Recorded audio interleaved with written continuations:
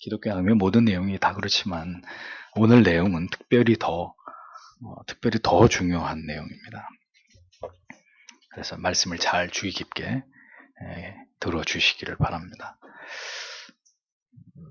고해와 보속에 대한 논의에서 이제 각가지 구분과 반론들을 살핌. 그래서 31, 32, 33 오늘은 세 가지 항목만 해설을 하도록 하겠습니다. 세 가지만 해설해도 양이 적지 않은 양이고 또 굉장히 중요한 내용이기 때문에 여러분들이 잘 주의해서 들어주시길 바랍니다. 31. 형벌의 심판과 징계의 심판.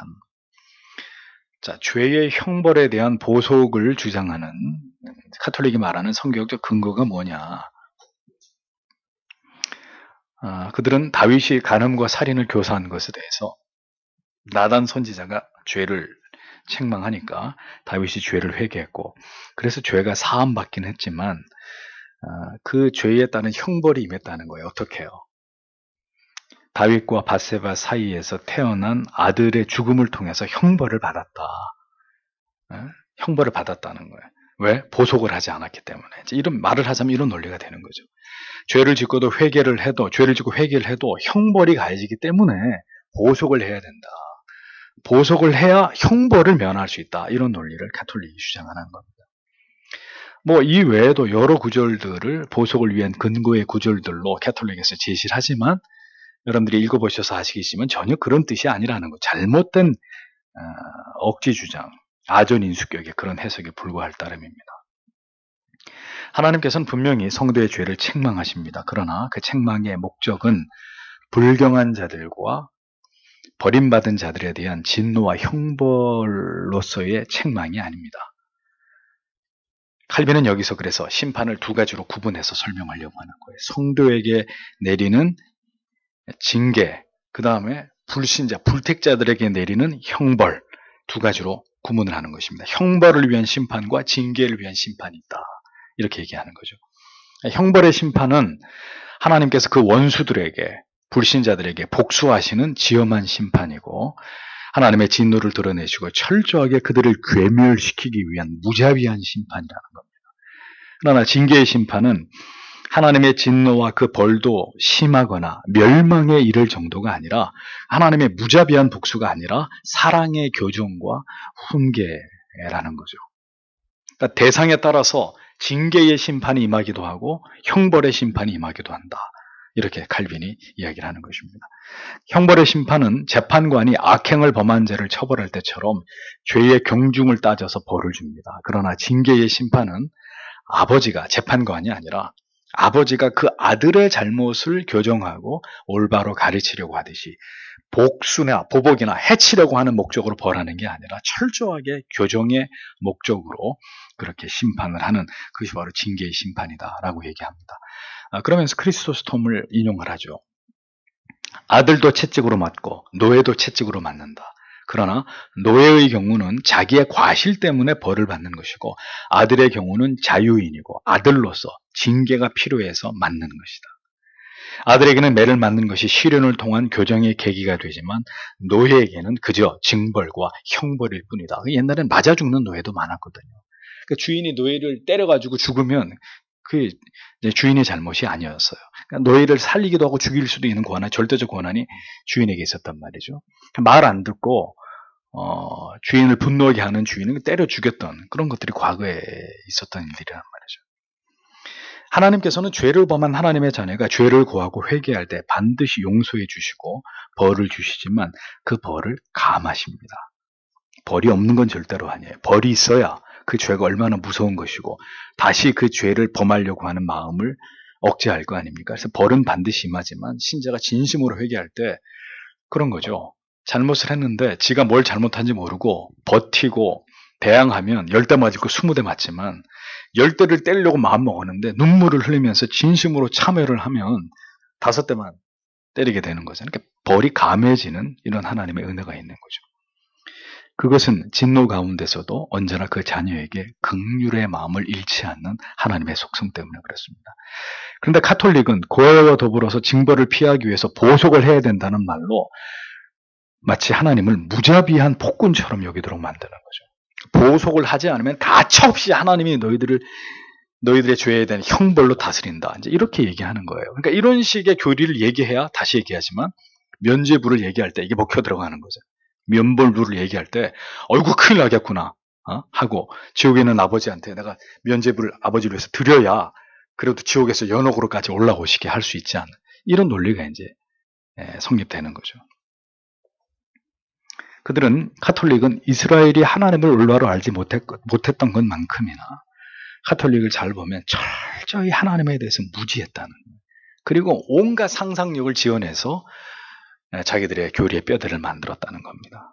마리아가 하나님의 어머니라는 둥, 교황이 이 땅의 그리스도의 대리자라는 둥, 사제는 사도들의 계승자라는 둥, 도대체가 정체불명의 근거 없는 이런 논리들을 가지고 자기들의 교권을 강화한 가톨릭은 그래서 명백한 이단이다라는 겁니다. 32번째, 두 심판의 차이죠.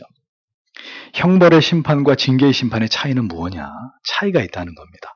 형벌을 위해 심판이 가해질 때는 하나님의 진노와 저주가 임하는데 그 대상은 절대로 신자가 아닙니다. 형벌을 위해 심판이 가해질 때는 그 대상은 철저하게 불신자들입니다. 그러나 징계를 위한 심판은 하나님의 축복이고 사랑의 증거입니다. 따라서 그 대상은 누구냐? 신자들입니다. 성경은 여러 말씀을 통해서 이 사실을 증거하고 있습니다. 욥기 5장 17절, 볼지어다 하나님께 징계받는 자에게는 복이 있나니 그런즉 너는 전능자의 경책을 업신여기지 말지니라. 잠언 3장 11절에서 12절, 내 아들아 여호와의 징계를 경히 여기지 말라. 그 꾸지람을 싫어하지 말라. 대저 여호와께서 그 사랑하시는 자를 징계하시기를 마치 아비가 그 기뻐하는 아들을 징계함같이 하시느니라.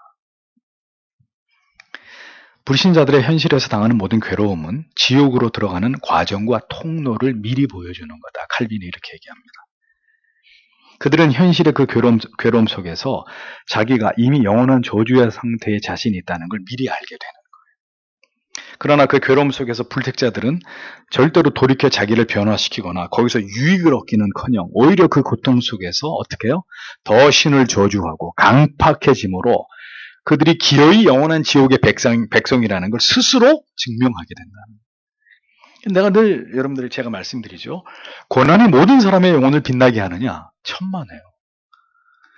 오직 신자에게 임한 고난이 그 고난이 그를 빛나게 그의 죄를 제거하고 하나님 앞에 겸손하게 만들고 하나님의 더 큰 은혜와 사랑을 경험함으로 더 성숙한 그리스도인의 신앙으로 발돋움하게 만드는 것이고, 고난이 불신자들에게 계속 임할 때 불신자들에게 드러내는 그들의 반응은 뭡니까? 악을 쓰면서 신을 저주합니다. 자기 인생을 저주하고 자기 부모를 저주하고 모든 사람들을 저주하고 원망하면서 독을 품잖아요. 더 강팍해지잖아요. 그게 신자와 불신자에게 똑같이 고난이 임하는데도 그 반응을 통해서 이 사람들이 어디에 속한 사람인지가 여실히 드러나는 거라. 하나님께서는 그의 종들을 때로 엄히 징계하시지만 절대로 죽기에 이르도록 행하지 않으신다. 시편 118편 18절, 여호와께서 나를 심히 경책하셨어도 죽음에는 붙이지 아니하셨도다.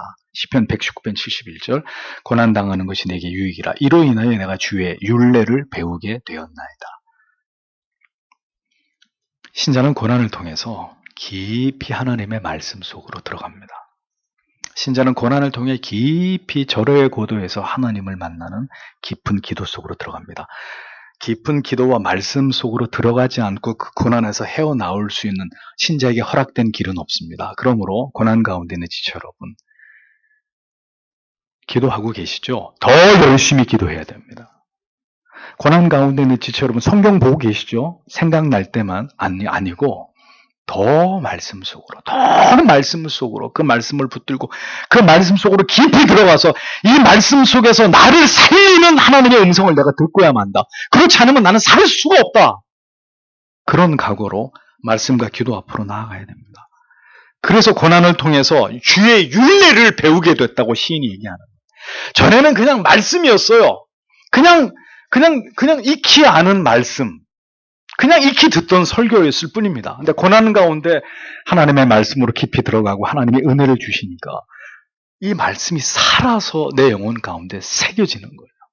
나에게 하시는 말씀으로 들리는, 전에는 막연했어요. 이게 뭐 그냥 검정색은 글씨고 흰색은 종이고 하나님의 말씀에 대한 전혀 감흥이 없었어요. 근데 고난이 계속되고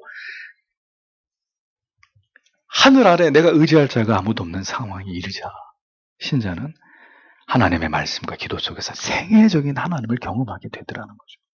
그래서 이런 고백이 나오는 거예요. 고난을 통해 내가 주의 율례를 마침내 이게 이런 말씀이로구나. 하나님의 말씀이 이렇게 위로가 되는구나. 이렇게 나에게 용기가 되는구나.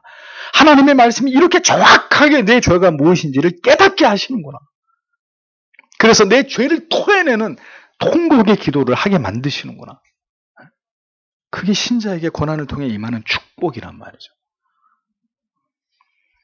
신자는 고난을 통해서 하나님을 떠날 생각을 하는 자들이 아니라 고난 때문에 믿음을 까먹는 자들이 절대로 아니라 그 반대란 말이죠.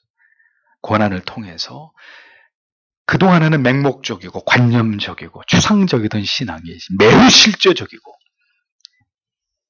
그리고 정말 미래지향적이고 그리고 체험적인 것으로 바뀌는, 영적으로 업그레이드되는 그런 놀라운 경험을 하게 되는 계기가 되는 겁니다. 시인의 고백처럼 그 고난 속에서 더 하나님을 묵상하고 하나님께 파고들어서 철저하게 하나님을 알고 경험하게 되는 그런 사람들이 신자라는 거죠.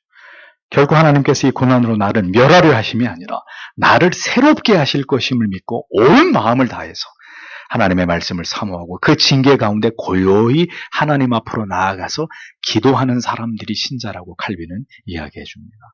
그 모든 기도의 시간이 그의 영혼을 빛나게 만드는 유익이 되는 거예요. 저는 지금까지 예수를 믿고 목회를 하면서 평탄한 가운데서 그 영혼에 빛이 나는 분은 별로 못 봤어요. 죄송한 얘기지만. 모든 게 다 잘 되고 뭐 어려움이 없는 분의 영혼에서 후광이 비치는 걸 본 적이 없어요. 제가 정말 감동을 받고 은혜를 받고 뭔가 하나님이 저분에게 큰 은혜를 주시는구나.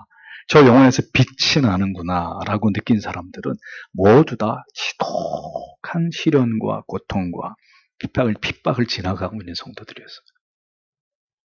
뭔가 이렇게 아우라가 풍기는 거예요. 아우라가. 고난 가운데 있는데도 그의 기도가 뜨거운 기도가 나오고 그가 뭔가 말씀을 깨달아서 이야기할 때 하나님이 이분에게 이걸 깨닫게 하셨구나. 목사인데도 그게 느껴질 정도의 아우라가 풍기는 거예요. 아우라가.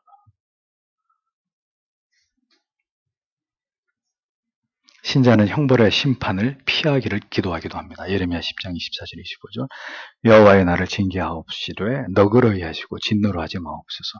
주께서 내가 없어지게 하실까 두려워하나이다. 주를 알지 못하는 열방과 주의 이름으로 기도하지 아니하는 족속들에게 주의 분노를 부으소서. 그러니까 하나님께서 사랑하시는 백성이라 할지라도 그들의 죄에 대해서 징계하실 때 하나님이 분명히 진노하심을 드러낸단 말이에요. 그러니까 진노는 불신자들에게 임하는 게 아니라 진노는 아버지가 아들에게도 할 수 있는 거잖아요. 이사야 12장 1절 여호와여 주께서 전에는 내게 노하셨사오니 이제는 주의 진노가 돌아섰고 주께서 나를 안위하시오니 내가 주께 감사하겠나이다. 하박국 3장 2절 진노 중이라도 긍휼을 잊지 마옵소서. 신자에게도 하나님이 진노하십니다. 그러나 그 진노는 영원한 진노가 아니에요. 하나님의 자녀를 향한 하나님의 진노는 쉬 누그러지는 진노예요. 화를 내시고도 그 화를 내신 것에 대해서 그래서 그 맞고 아파하는 자녀에 대해서 아파하는 그것이 하나님의 마음이고 신자를 향한 하나님의 진노. 하나님 사랑하는 자녀를 향한 진노는 누그러진단 말이에요. 매를 들으려고 때리려고 했다가도 그 연약한 자식을 바라보니 그 때릴 마음이 사그러드는 거예요. 그런데 안 때리자니 또 죄를 지을 것 같고 자식이 보는 앞에서 아버지가 자기 회초리로 자기 종아리를 때리는 거예요. 어린 아들이 영문도 모르고 왜 잘못은 내가 했는데 아버지는 자기 종아리를 때리나. 그 어린아이의 가슴 속에 뭔가 사무치게 만드는 거죠. 내가 죄를 지었는데 아버지가 자기의 종아리를 때리는 모습을 보고 내가 그렇게 하면 안 되는구나. 내가 이런 짓을 하면 아버지를 괴롭게 하는 거구나. 어린아이가 그걸 깨닫는 거죠. 깨달으라고 또 그렇게 하는 거예요. 그래서 하나님의 진노는 영원하지 않아요. 하나님의 진노 중에서 불신자는 아무런 유익을 얻지 못하지만 신자들은 그 징계 속에서 하나님의 마음을 깨닫게 됩니다. 그러니까 하나님의 마음을 깨달으니까 막 아파요. 지금 고난 가운데 너무 아픈데도 감격의 눈물이 나오는 거예요. 아파서 우는 게 아니라 내가 너무 아픈데도 하나님이 나를 얼마나 사랑하시면 이렇게 하시느냐. 이 두 마음이 이렇게 오버랩되면서 그 징계조차도 달콤하고 이게 하나님의 진노와 더불어 하나님의 긍휼과 사랑이라는 게 깨달아지면서 그러니까 맞으면서도 웃는 사람은 성도밖에 없는 거예요. 이게 제 이런 말이 경험하신 분들한테는 이게 날아와서 그대로 꽂히는데 경험하지 못하면 지금 무슨 맞는데 왜 아파? 정신병자 아니야? 응? 맞으면서도 기쁜 마음이 드는 게 성도의 마음이에요. 하나님께서는 가볍게 신자를 징계하시는 정도로 끝나지 않으시고 경우에 따라서는 가볍게 하실 때도 있지만 경우에 따라서는 칼빈이 얘기합니다. 지옥의 저주에 멀지 않다고 여길 만큼 극심하게 고통을 주시기도 한다고 이야기했습니다. 그래서 바울이 얘기하잖아요. 하나님이 나를 세상의 끄트머리에 죽이기로 작정한 자처럼 하나님 나를 여겼다. 에? 내가 죽도록 충성하라. 그리하면 생명의 멸류관을 내게 주리라. 요한계시록에. 죽도록 충성하라. 할 수 있으면 하고 편안한 마음으로 네가 할 수 있을 정도만 해라가 아니라 죽도록 죽기에 이르기까지 충성하게 하는 죽기에 이르는 고난도 하나님이 우리에게 우리 어깨에 우리 연약한 어깨에 지워주실 때가 있다는 거예요.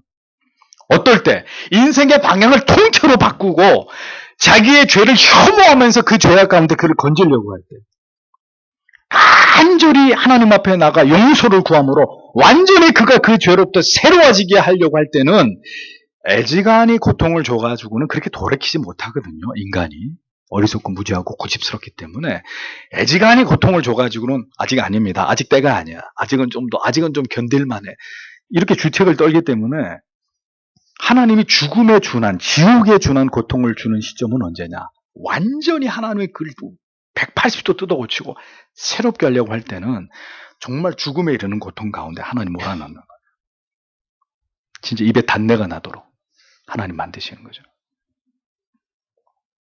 그래서 이후에는 절대로 그 이전처럼 살아가지 못하도록 하기 위해서 강력하게 때로는 비교적 가혹한 고통도 신자에게 하나님이 행하실 때가 있다는 것입니다.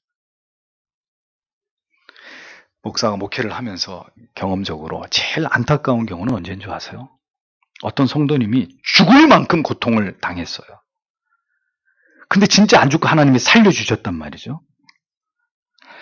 그 정도의 하나님의 징계를 받았으면 정신을 차리고 신앙의 새판짜기를 하고 거기서 완전히 다른 사람으로 바뀌어야 되는데 그 신앙에 괄목할 만한 변화가 일어나서 그 잘못된 직업도 다 때려치고 이전에 행하던 그런 모든 것들로부터 돌이켜서 새 사람이 돼야 되는데 안 그러더라는 거예요. 안 그러더라는 거죠. 그대로 거기 머물러 있고 조금도 바뀌지 않더라는 거예요.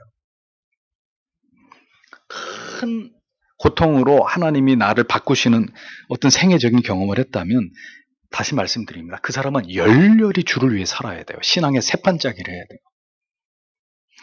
전에도 말씀드렸던 것 같은데요. 암을 완치받고 퇴원할 때 의사가 꼭 해주는 말이 있어요. 돌아가서 암 걸리기 이전처럼은 절대로 그 반대로 살라고. 암 걸리기 전에 열심히 라면 먹고 열심히 술 먹고 담배 절대로 그거 다 끊고 이제는 그 반대로 해야 다시는 내 얼굴을 볼 일이 없다. 그 말을 어기면 어떻게 되죠? 몇 년 있지 않아서 재발해가지고 또 오는 거예요. 그 의사한테 살려달라고.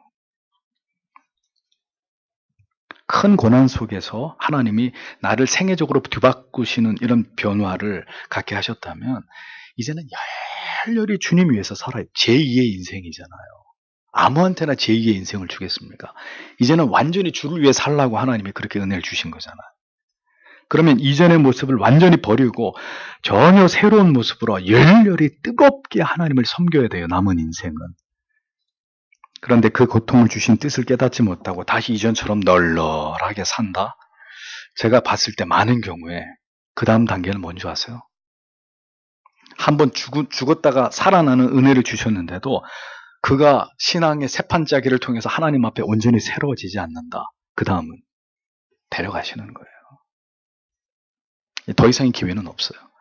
너는 더 살아야 더 죄를 짓고 더 나에게서 멀어져 갈 뿐이니 내가 너를 사랑하기 때문에 너는 그냥 이제는 돌아와. 너는 빨리 조기 귀환해야 되겠다. 데려가시는 거예요.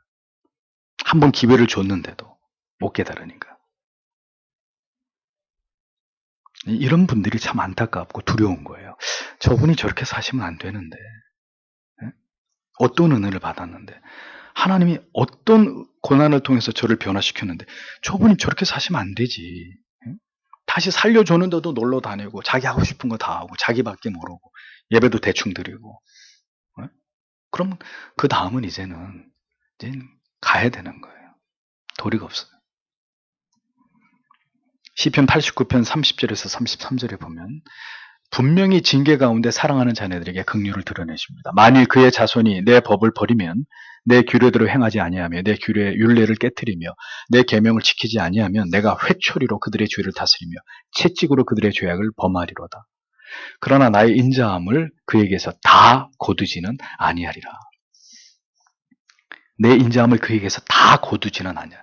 처음에는 채찍으로, 처음에는 회초리로, 그 다음엔 채찍으로, 강도가 더 강해지는 거죠. 그런데도 하나님은 인자함을 그에게서 다 거두지 않겠다. 이것이 신자에게 그 징계 가운데서도 임하는 하나님의 은혜라는 겁니다. 그래서 성경은 하나님의 사랑하는 자녀들을 향한 징계를 결코 무겁게만 말씀하지 않습니다. 그렇다고 가볍게 말하지도 않지만 무겁게 절망적으로 절대로 말씀하지 않아요. 하나님의 징계는 공포와 두려움만 있는 게 아니라 사랑의 매와 채찍으로 그 자녀들에게 알맞고 부드러움을 내포하고 있다고도 분명히 말씀하죠. 감당할 수 없는 고난은 우리에게 허락되지 않는다는 거 분명히 기억하셔야 됩니다.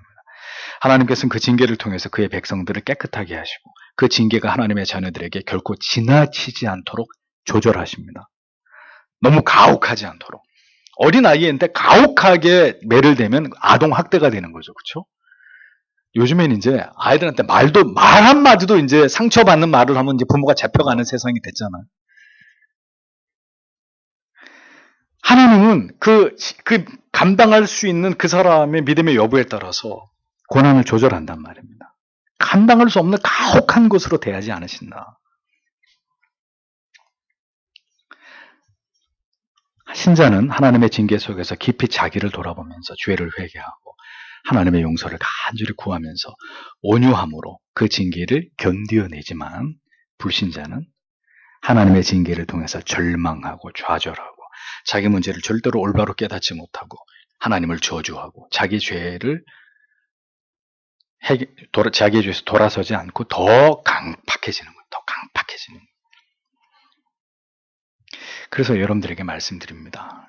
고난 가운데서 하나님을 저주하고 부인하게 되는 것은 그 예후가 상당히 좋지 않은 경우에 신자가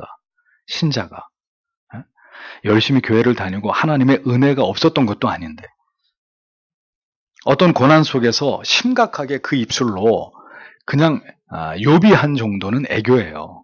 그 정도는 애교로 봐주는 거예요, 하나님이. 근데 그 입으로 하나님을 저주하고 하나님을 욕하고 하나님을 부인할 때는 그 예후가 좋지 않아요. 하나님의 징벌 속에서 결국 믿음을 떠나게 될 때 그것은 그가 불택자가 될 수 있는 확률이 대단히 높다는 거거든요. 징계를 당하는 모습을 봐도 그 사람이 하나님의 사람인지 아닌지를 우리는 가늠할 수 있는 겁니다. 하나님의 징계 속에서 괴로움과 슬픔을 당하지만 신자에게는 하나님의 위로하심이, 붙드심이 있어요. 그러하게 그 고통 속에서도 하나님을 의지하면서 끝까지 인내할 수 있는 것입니다. 하나님이 그렇게 하신다고 얘기하면서 또 여러분들에게 이렇게 말씀드려야죠. 간절히 하나님을 붙드십시오. 진리 안에서 하나님을 깊이 만나고 생애적인 위로를 얻고 그리고 무엇보다 여러분이 새로워지셔야 됩니다. 그 고난 속에서. 견고한 믿음의 뿌리가 내려지고 이제는 주를 위해서 살기를 다짐하고 내 인생은 주님의 것입니다. 나를 이 고난 가운데 건지시고 나를 새롭게 하실 때 내 인생은 이제 내 것이 아닙니다. 주를 위해 살 것입니다. 주님을 위해서 모든 것을 다 드릴 것입니다. 이렇게 하나님에게 다짐하고 서원하는 놀라운 변화가 여러분 영혼 안에서 일어나야 합니다. 그것이 하나님이 여러분들이 그토록 힘들게 하시는 목적이기 때문에 그것이 징계를 통과하고 있는 모든 자녀들에게 하나님이 바라시는 바이기 때문입니다. 33번째. 두 심판의 목적상의 차이. 두 심판의 또 다른 차이는 악이 하나님의 채찍을 맞을 경우는 이미 하나님의 심판에 의한 형벌이 시작됐다고 칼빈이 그렇게 얘기합니다. 네. 그러니까 형벌의 심판은 이미 그 저지른 악에 대해서 이 세상에서부터 하나님이 그를 지옥의 심판으로 다스리는 그 하나님의 형벌이 시작됐다는 걸 의미하는 거죠. 그러니까 그 형벌이 가해질 때 불택자는 그래서 전혀 돌이키지 않고 그 엄청난 괴로움과 고통 속에서 그저 내가 신에게 벌을 받는구나 라는 정도의 느낌만 받을 뿐이에요. 그러니까 신에게 벌을 받는구나라고 느끼니까 그 신을 저주할 수밖에 없는 거예요. 무슨 놈의 신이 나만 가지고 이러냐고. 어? 이렇게 많은데 왜 이 사람들이 나보다 더 나쁜 놈들이 세상이 천지인데 왜 나만 망하게 하냐고 이렇게 이제 반응하게 되는 거죠. 그러나 하나님의 자녀들은 채찍에 맞을 때 그것이 형벌을 받는 것이 아니라 회개에 이르게 하기 위한 하나님의 목적이라고 여깁니다. 나를 새롭게 하고 나를 깨끗하게 하시는 이런 계기를 통해 나를 깊이 들여다보지 않으면 절대로 내 죄가 내가 어떤 존재인지 나의 실존을 발견할 수 없을 터인데 하나님이 이러한 괴로움 속에서 나를 새롭게 하시는구나. 그렇게 하나님의 뜻이 그 고난 가운데 담겨 있다고 믿는 것입니다. 여기서 칼빈은 크리스토스톰과 아우구스티누스의 말을 인용하죠. 그가 우리에게 벌을 가하시는 것은 과거의 죄를 벌하시기 위함이 아니라 오히려 우리를 교정시키셔서 미래의 죄를 미리 예방하시기 위함이다. 크리스토스톰이 얘기했습니다. 아우구스티누스는 여러분이 당하고 여러분이 고통을 토로하는 것은 여러분의 형벌이 아니라 여러분의 양약이다. 여러분을 정죄하는 것이 아니라 여러분을 징계하는 것이다. 여러분이 상속인에서 내어 쫓기를 바라지 않으면 그러므로 채찍을 마다하지 말라. 형제들이여 세상이 탄식하고 있는 이 온갖 인류의 비참함은 형벌이 아니라 양약이 주는 고통임을 알아야 한다라고 얘기했습니다. 그래서 여러분 지금 보십시오. 경제적으로 어렵죠. 모든 것이 어려워지잖아요. 그러면 세상 사람들은 죽어라 하고 욕을 하는 거예요. 정부를 욕하고 대통령을 욕하는 거예요. 다 죽일 놈이라고 욕하는 거예요. 그럼 신자는 어떻게 반응해요? 신자도 다 저놈들 때문이라고 반응해요? 신자는 이 모든 어려움이 우리의 죄 때문이다. 이렇게 가는 거예요. 이 모든 어려움이 하나님이 주시는 재앙으로서 우리가 그동안에 하나님을 어떻게 섬겼는지를 돌아보게 하고 교회가 교회된 사명을 다했고 신자가 신자된 사명을 가정과 캠퍼스와 직장에서 다했는 우리 자신을 돌아보게 만드는 계기로 삼는 거예요. 그래서 신자는 하나님이 주시는 징벌에 대해서 거기에 합당한 반응을 보여야 돼요. 만약에 하나님의 은혜로서의 징벌을 성실히 받지 않고 도리어 그 징계 속에서 더 패역해지고 강팍해진다면 그리고 그 모든 고난의 이유를 다른 사람의 이유 때문에 그렇게 다른 사람에게로 그것을 투사하고 투척한다면 하나님의 진도는 더해질 뿐입니다. 이사야 1장 5절에서 6절 너희가 어찌하여 매를 더 맞으려고 더욱 패역하느냐 온 머리는 병들고 온 마음은 피곤하였으며 발바닥에서 머리까지 송한 곳이 없이 상한 것과 터진 것과 새로 맞은 흔적뿐이오늘 그것을 짜며 싸매며 기름으로 유하게 함을 받지 못하였도다 라고 기록하고 있습니다. 하나님의 징계를 올바로 받지 않으면 더 가혹한 징계를 피할 수 없는 것입니다. 안 터진 데 없이 머리끝부터 발끝까지 다 터졌는데 아직도 새롭게 상한 것과 터진 것을 너희가 만들어내고 있다. 그러니까 얼마나 더 맞아야 정신을 차리겠느냐. 에? 하나님께서 성도와 교회를 벌하시는 목적은 낮추어 회개케 하시기 위함입니다. 그러므로 반드시 낮아져야 됩니다. 낮아져야 합니다. 하나님 앞에서 겸손해져야 됩니다. 자기의 실체를 발견하면서 이 모두가 나의 죄와 허물 때문, 나의 고집 때문이라는 것, 나의 무지 때문이었다는 걸 시인해요.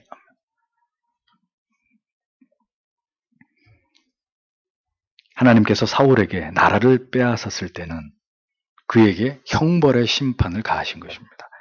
하나님이 다윗에게 어린 아들을 빼앗아 가신 것은 그의 교정을 위해서 징계하신 것이다. 칼빈이 이렇게 이야기를 하죠. 하나님께서 우리의 물질을 가져가시고 건강을 가져가실 수 있습니까? 없습니까? 있어요. 여러분이 건강을 아무리 잘 관리를 해도 하나님이 여러분들을 쳐서 병상에 눕히는 게 하나님의 뜻이면 병상에 누울 수밖에 없는 거예요.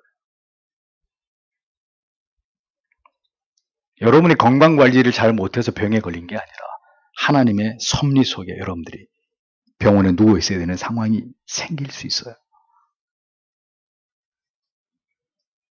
우리가 누렸던 모든 것, 우리가 누리고 있던 것 하루아침에 모두 가져가실 수 있어요. 그것은 우리 모두를 고치고 새롭게 하시고 낮아지게 하시고 더 위대한 영구한 가치, 영구한 진리의 가치에 눈뜨게 하시기 위함입니다. 가장 중요한 게 무엇인지 그 고통 속에서 분명하게 발견하게 하시기 위함입니다. 고린도전서 11장 32절 우리가 판단을 받는 것은 주께 징계를 받는 것이니 이는 우리로 세상과 함께 정죄함을 받지 않게 하려 하십니다. 세상과 함께 똑같이 벌을 받지 않게 하려고 하나님이 지금 여러분들을 징계하는 거예요. 하나님의 손으로 우리를 치시는 것은 우리를 혼란케 하시는 형벌이 아니라 우리를 지도하시고 가르치시기 위한 징계에 불과하다는 것을 잊지 마십시오. 그러면 그 징계에서 피할 곳은 어디? 오직 주님뿐입니다. 맞을수록 주님의 품 안으로 파고드는 그 사람이 하나님의 사람이. 맞을수록 세상으로 도망을 치고 세상에 나가서 반항하고 죄를 짓고 하나님의 사람이 아니에요. 한번 도망가 보세요. 하나님이 우리를 포기하시는 분인가? 더 많이 맞고 더 많이 고통당하고 결국은 눈물을 흘리면서 하나님 앞에 엉금엉금 기어서 돌아오는 그 길밖에 없는 거예요. 이미 죄사함을 받은 성도에게 벌은 더 나은 신앙의 삶을 위한 분투와 노력의 계기가 되지만 죄사함이 없는 악인의 경우에는 그의 불의와 악함에 대한 처벌 그 이상도 이하도 아니라는 겁니다. 오늘도 징벌을 당하는 성도를 바라보시는 하나님의 마음은 그 공의로우신 하나님의 징벌을 통해서 그 자녀가 죄를 깨닫고 회개하고 더 하나님의 말씀을 따라 살아가게 하심입니다. 모든 곳이 다 막혀 있어요? 절대로 그렇지 않아요. 다 막혀 있지 않아요. 노아 방주에 유일하게 하늘로 난 창문 하나 있었죠. 하나님이 창문 하나만 만들어라. 왜? 볼 필요 없다는 거예요. 그러니까 봐서 뭐하냐 이거죠. 물이 찼나 비가 오나 뭐 어떻게 되나 그거는 너희가 본다고 해결되는 게 아니라는 겁니다. 온 세상에 물로 뒤덮인 절대 절망의 순간에서도 우리가 쳐다봐야 될 것은 하나님.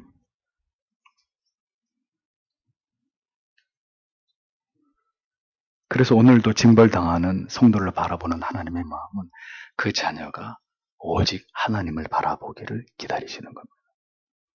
그 모든 하나님의 징벌을 통해서 깨닫고 회개하고 더 순결해지고 더 하나님을 간절히 바라보도록. 믿음의 본질이 뭐예요? 바라봄이잖아요. 믿음을 주려고 그래도 하나님을 안 바라보잖아요.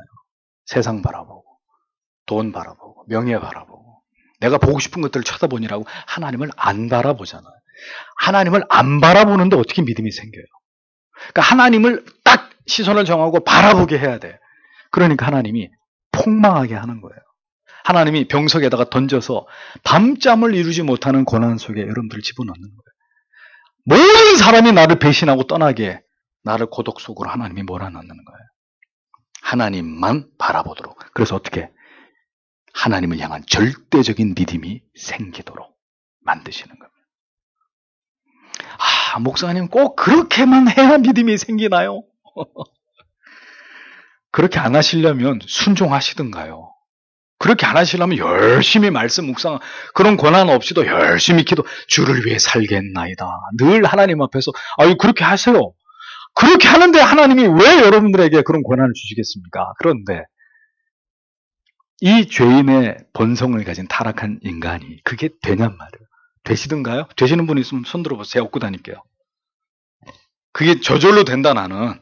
난 저절로 되던데 그게 안 돼? 뭐 그게 어려워. 난 목사님이 왜 저렇게 얘기하는지 이해가 안 가네. 그런 분이 계시면 저한테 오세요. 제가 형님이라고 부를게요. 인간은 그렇게 될 수가 없습니다. 그래서 고난이 축복인 거예요. 젊은 지체 여러분 아직 고난이 없었죠? 고난이 없었죠? 어떻게 하실 겁니까? 정말 칠흑같이 어두운 고난의 밤 속에 들어가서 언제 새벽이 오나 그 경험을 기어이 하실 겁니까? 아니면 지금 이런 하나님의 말씀에 겸손히 순종하면서 요셉처럼 흔들리지 않고 주의 길을 가실 겁니까? 오늘도 이 필수 불가결한 징벌을 당하는 자녀들을 향한 하나님의 마음은 무엇이다? 안타까움이다. 긍휼히 여기심이 깨닫고 돌아오기를, 이전보다 더 건강해지기를, 하나님만을 의지하는 하나님의 자녀 되기를, 이 모든 하나님의 뜻이 고난 가운데 징벌을 당하는 하나님의 자녀들에게 임하고 있다. 잊어버리지 마시고 이 말씀을 기억하면서 여러분들의 인생에 고난이 찾아올 때 감사함으로, 아프지만 기쁨의 눈물을 흘리면서 그 모든 시간들을 지나가고, 그로 인해서 여러분들이 멋있는 하나님의 사람들로 변화되는 은혜를 누리게 되시기를 바랍니다. 기도하겠습니다.